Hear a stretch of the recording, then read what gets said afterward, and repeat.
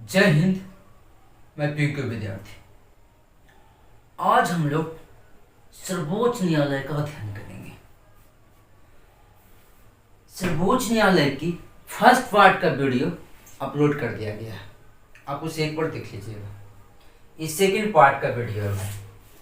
तो ये आपका सर्वोच्च न्यायालय यानी बोले तो उच्चतम न्यायालय है। उच्चतम न्यायालय, अगर आपको उच्चतम न्यायालय समझना है तो आप इसके फर्स्ट पार्ट का वीडियो एक बार देख लीजिएगा, अच्छा रहेगा। तो चलते हैं अब हम इसके दूसरे पार्ट की तरफ। ये हो गया अनुच्छेद 124 के 3। अनुच्छेद 124 के 3 में अनुच्छेद 124 के 3 में मुख्य न्यायाधीश की योग्यता की बात की गई है। मुख्य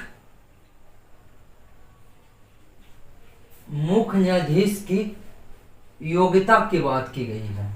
योग्यता यानी सर्वोच्च न्यायालय के जो मुख्य न्यायाधीश होती है उसकी क्या योग्यता होनी चाहिए, इसका चर्चा अनुच्छेद 124 के 3 में किया गया है।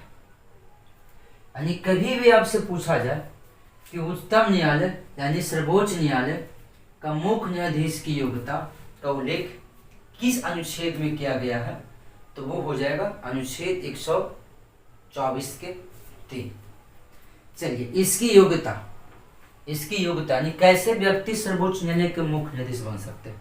ऐसे देखिएगा, हर किसी को लगता है कि हम भी सर्वोच्च न्यायालय का मुख्य न्यायाधीश बन, बहुत से ऐसे व्यक्ति हैं। लेकिन सवाल है कि अगर कोई व्यक्ति सर्वोच्च न्यायालय का मुख्य न्यायाधीश बनना चाहता है तो उसके पास क्या योग्यता होनी चाहिए। पहला ये है कि वो भारत का नागरिक हो। भारत का नागरिक हो।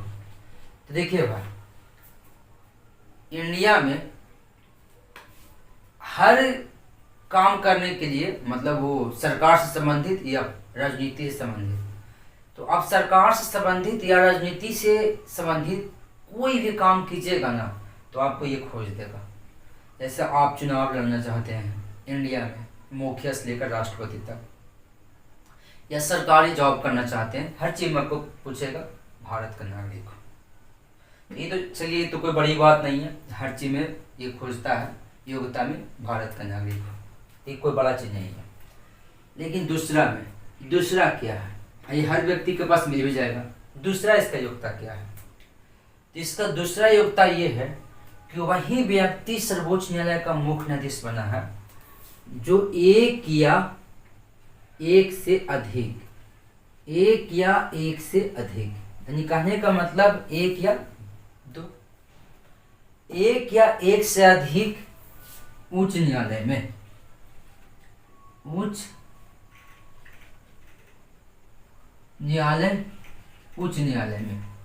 एक या एक से अधिक उच्च न्यायालय में 5 वर्ष तक न्यायालय में लगातार 5 वर्ष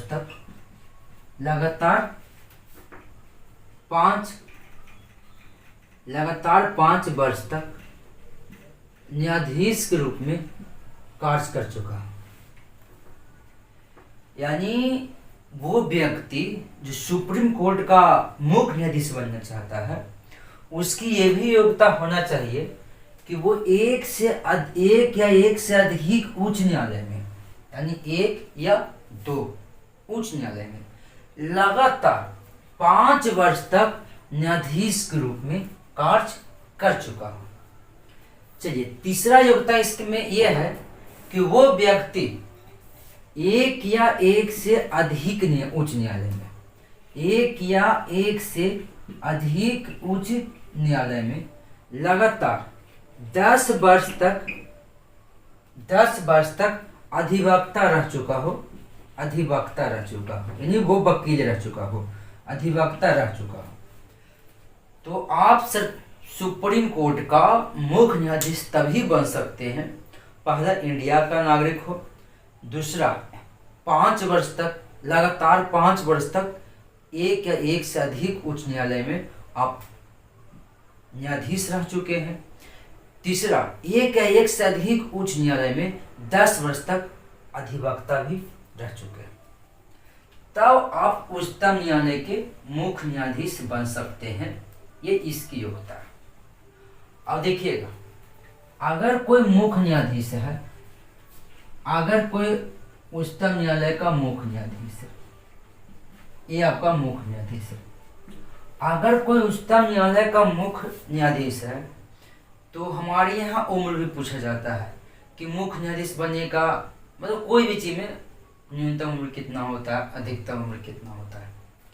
तो देखिएगा साहब, हमारे राजनीति में न्यूनतम उम्र का एक सीमा रख दिया गया है, लेकिन अधिकतम उम्र का कोई सीमा नहीं रखा गया है। जैसे आप वोट डालते हैं लोकसभा का, एक विधानसभा का, तो आपका न्यूनतम उम्र 18 वर्ष होनी चाहिए। राष्ट्रपति का न्यूनतम उम्र 35 वर्ष होनी चाहिए। तो एक हुआ ना कि ये न्यूनतम उम्र है, लेकिन इन लोगों का अधिकतम उम्र की बात कीजिएगा तो अधिकतम उम्र की कोई सीमा नहीं है। लेकिन मुख्य न्यायाधीश में ऐसा कुछ नहीं होता है। मुख्य न्यायाधीश में इसके उल्टा है।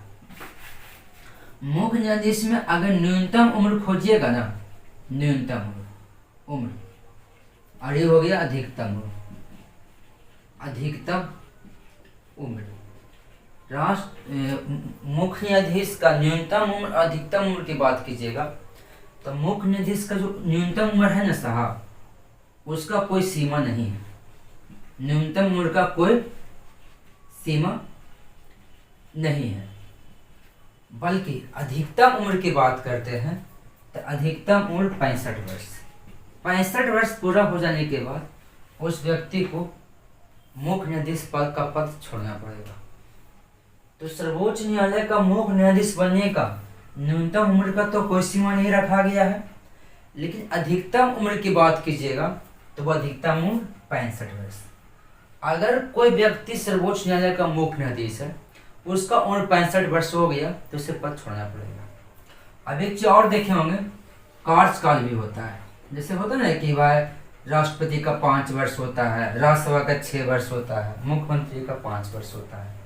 मुख्य न्यायाधीश का कार्यकाल कितने वर्ष का होता है?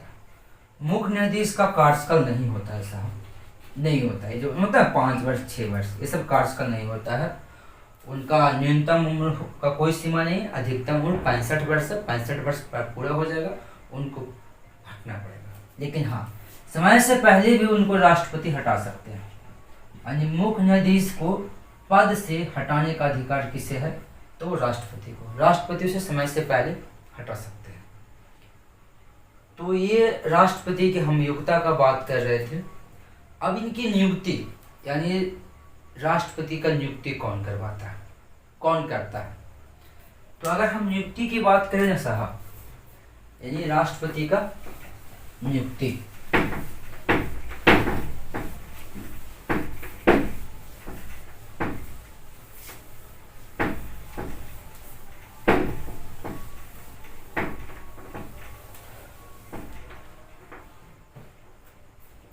यानी उच्चतम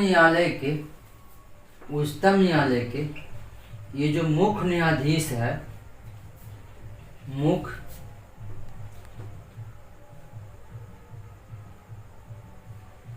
न्यायाधीश, उच्चतम न्यायालय के मुख्य न्यायाधीश है, इसकी नियुक्ति कैसे होती है?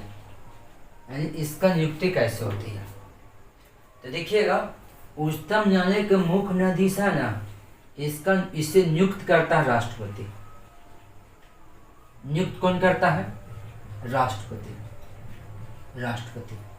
यानी उच्चतम न्यायालय के मुख्य न्यायाधीश को राष्ट्रपति नियुक्त करता है। लेकिन सवाल यहाँ पे खड़ा ये होता है कि ऐसे में तो राष्ट्रपति को मतलब जिसको मन होगा उसे मुख्य न्यायाधीश बना देगा, यानी किसी को भी नियुक्त कर लेगा। तो क्या ये उचित है? नहीं साहब, ऐसा नहीं कि राष्ट्रपति को ये अधिकार दे दिया गया है कि आप मतलब मुख्य न्यायाधीश के रूप में नियुक्त कर सकते हैं। अब किसी के पास ये योग्यता है तो उसे नियुक्त कर लिए। टैलेंट तो नहीं हो सकती, क्योंकि योग्यता और टैलेंट में आसमान जमीन का अंतर होता है भाई। तो देखिएगा इसके लिए क्या है, ये बात सही है कि राष्ट्रपति सर्वोच्च न्यायालय के मुख्य न्यायाधीश को नियुक्त करते हैं, इसमें कोई शक नहीं है। कभी भी आपसे पूछे कि सर्वोच्च न्यायालय के मुख्य न्यायाधीश को कौन नियुक्त करता है, तो राष्ट्रपति। अभी हिचक इसका आंसर दे सकते हैं, इसमें कोई शक नहीं है। लेकिन इसकी जो नियुक्ति जो होती है ना, वो कॉलेजियम सिस्टम द्वारा होता है। कॉलेजियम सिस्टम द्वारा होता है। कभी पूछा जाए कि सर्वोच्च न्यायालय के मुख्य न्यायाधीश का नियुक्ति तो राष्ट्रपति करता है, ये बात सही है, लेकिन किस सिस्टम द्वारा होता है, तो इनकी नियुक्ति कॉलेजियम सिस्टम द्वारा होता है। अब ये कॉलेजियम सिस्टम क्या है वो देखिएगा। ये कॉलेजियम सिस्टम क्या है वो हमें समझना है। तो क्या है ना साहब कि सर्वोच्च न्यायालय के जो मुख्य न्यायाधीश है ना, सर्वोच्च न्यायालय के मुख्य न्यायाधीश की अगर नियुक्ति की बात कर लेते हैं, थोड़ा नियुक्ति की अगर बात कर लेते हैं, तो होता ये है कि एक मुख्य न्यायाधीश जो भी वर्तमान में है, नया वाला नहीं है, पुराने लिखवा थोड़ी है, एक मुख्य न्यायाधीश यानी जो अभी मतलब कि बैठा हुआ है, एक मुख्य न्यायाधीश और 4 वरिष्ठ न्यायाधीश, 4 वरिष्ठ न्यायाधीश, एक मुख्य न्यायाधीश और 4 वरिष्ठ न्यायाधीश। तो अगर कोई नए मुख्य न्यायाधीश को नियुक्त करना है, अगर कोई नए मुख्य न्यायाधीश को नियुक्त करना है, तो अभी तो उसका नियुक्ति नहीं हुई, उसकी नियुक्ति की बात ना हो रही है। तो अगर किसी नए मुख्य न्यायाधीश को नियुक्त करना है, तो ऐसी परिस्थिति में एक तत्कालीन मुख्य न्यायाधीश और 4 वरिष्ठ न्यायाधीश, व्यक्तियों की संख्या देखा जाए यानी न्यायाधीशों की संख्या देखा जाए तो हो गया कितना, 4 5, टोटल 5 न्यायाधीश। 5 न्यायाधीश की एक मंडली बनती है, 5 न्यायाधीश की एक मंडली बनती है यानी एक ग्रुप बनती है, और इसी मंडली को कहा जाता है कॉलेजियम सिस्टम। इसी मंडली को क्या कहा जाता है, कॉलेजियम सिस्टम। अब ये कॉलेजियम सिस्टम जो है वो कुछ न्यायाधीशों का नाम चयन करता है, यानी वहाँ पे जो न्यायाधीश होते हैं, यानी वो जो भी 5 6 7 10 जितने को भी चयन कर ले, तो ये कॉलेजियम सिस्टम न्यायाधीशों के नाम का चयन करता है, न्यायाधीशों के नाम का चयन करता है, जिसमें संख्या कुछ भी हो सकती है, न्यायाधीशों के नाम का चयन करता है। और ये जो नाम का जो चयन करता है, मतलब जो 10 5 जो भी है, ये नाम देता है राष्ट्रपति को, और राष्ट्रपति इसी में से एक व्यक्ति को मुख्य न्यायाधीश के रूप में नियुक्त करता है। देखिए साहब, ये बात सही है कि मुख्य न्यायाधीश को नियुक्त करता है राष्ट्रपति, मुख्य न्यायाधीश को नियुक्त करता है राष्ट्रपति, लेकिन उसके लिए भी एक सिस्टम बना है, और वो सिस्टम कौन सी है, कॉलेजियम सिस्टम। कॉलेजियम सिस्टम में कुल कितने न्यायाधीश भाग लेते हैं, 5, 4 वरिष्ठ और एक मुख्य न्यायाधीश। अब देखिएगा, एक होता है, ये तो मुख्य न्यायाधीश है साहब, उसके बाद होता है अन्य न्यायाधीश,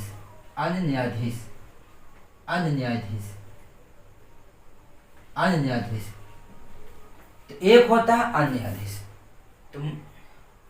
तो आपका मतलब कहने का मतलब यह है कि मुख्य न्यायाधीश तो देख लिए, तो अन्य न्यायाधीश होता है। हमारे यहाँ ये है कि टोटल अन्य न्यायाधीशों की संख्या 34 है। टोटल कितना, 34, जिसमें से एक मुख्य न्यायाधीश है, सॉरी थोड़ा गलती कर लिया, फिर से ध्यान दीजिएगा। हमारे यहाँ कुल सुप्रीम कोर्ट में देखा जाए, सिर्फ उच्चतम न्यायालय में कुल न्यायाधीशों की संख्या 34 है।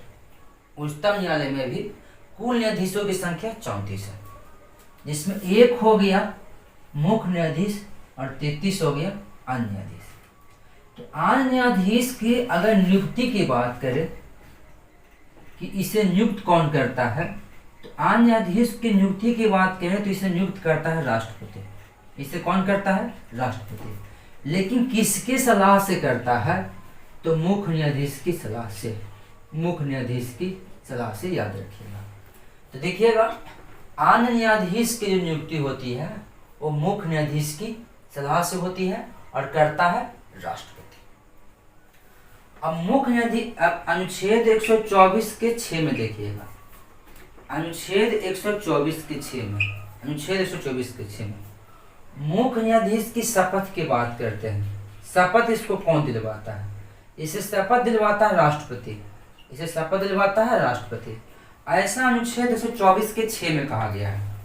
तो अनुच्छेद 124 के 6 के तहत मुख्य न्यायाधीश को शपथ दिलवाता है राष्ट्रपति। मुख्य न्यायाधीश को शपथ कौन दिलवाता है? राष्ट्रपति। अब हम इनके वेतन भत्ते और पेंशन की बात करते हैं। मुख्य न्यायाधीश की वेतन भत्ता और पेंशन इसका क्या है?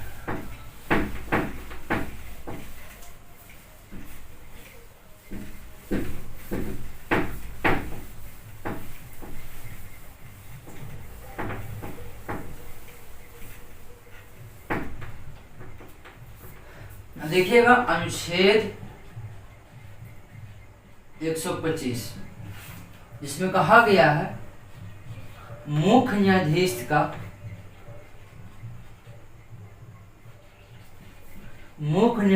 का वेतन भत्ता और पेंशन।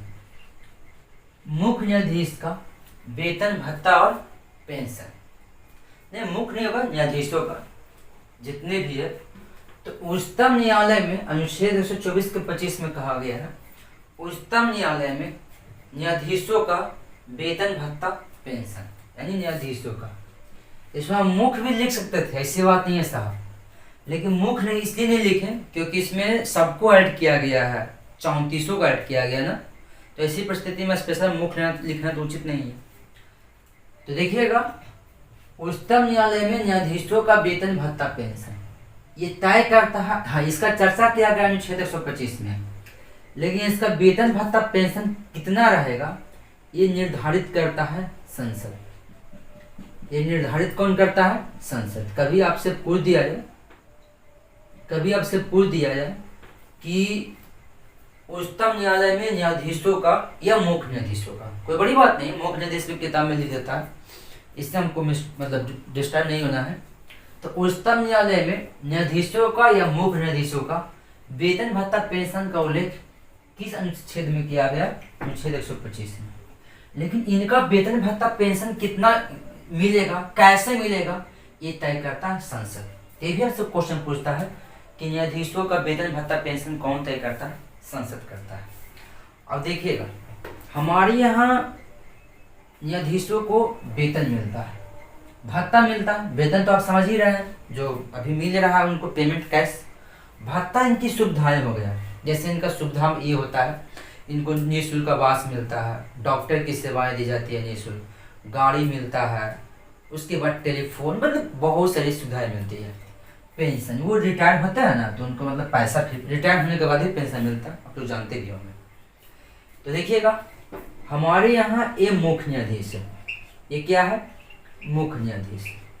हमारे यहाँ एक मुख्य न्यायाधीश है।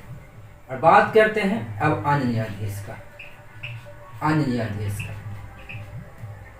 न्यायाधीश का तो 2018 से पहले मुख्य न्यायाधीश का मासिक वेतन 1 लाख था और इनका मासिक वेतन 90,000 था। 90,000। तो 2018 से पहले का रिकॉर्ड है कि सर्वोच्च न्यायालय का मुख्य न्यायाधीश का मासिक वेतन 1 लाख, इनका 90,000। लेकिन 2018 के बाद मुख्य न्यायाधीश का मासिक वेतन 2,80,000 हो गया, 2,80,000। और अन्य न्यायाधीश का मासिक वेतन 2018 के बाद 2,50,000, यानी बोले तो 2.5 लाख। तो 2018 के बाद इनके पेमेंट में बदलाव हुई है साहब, ये बदलाव किया है संसद। तो देखिएगा 2018 से पहले मुख्य न्यायाधीश का मासिक वेतन 1 लाख, 2018 के बाद मुख्य न्यायाधीश का मासिक वेतन 2,80,000, 2018 के पहले मुख्य न्यायाधीश का मासिक वेतन 90,000। अन्य न्यायाधीश का 2018 के पहले अन्य न्यायाधीश का फिर से एक बार देख लीजिएगा। 2018 के पहले मुख्य न्यायाधीश का मासिक वेतन 1 लाख, 2018 के पहले। 2018 के बाद मुख्य न्यायाधीश का मासिक वेतन 2,80,000। अब अन्य न्यायाधीश की बात करते हैं। तो 2018 के पहले अन्य न्यायाधीश का मासिक वेतन 90,000 और 2018 के बाद अन्य न्यायाधीश का मासिक वेतन 2.5 लाख। अन्य न्यायाधीश का मासिक वेतन कितना है? 2.5 लाख। अब देखिएगा अगर कोई न्यायाधीश रिटायर्ड हो गया तो उसको पेंशन कितना दिया जाएगा? तो जिस महीने में रिटायर हुआ है ना, उस महीने की मासिक वेतन का 50%। यानी क्लियर हो गया कि अगर मुख्य न्यायाधीश का मासिक वेतन 2,80,000 है, तो रिटायर होने के बाद इनको 1,40,000 रुपया मिलेगा। तो यानी पेंशन जो इनका मिलेगा वो इनके रिटायर होने वाले मंथली, यानी जिस महीने में रिटायर होंगे उस महीने की मासिक वेतन का 50%, ये इनका रिटायरमेंट मतलब रिटायर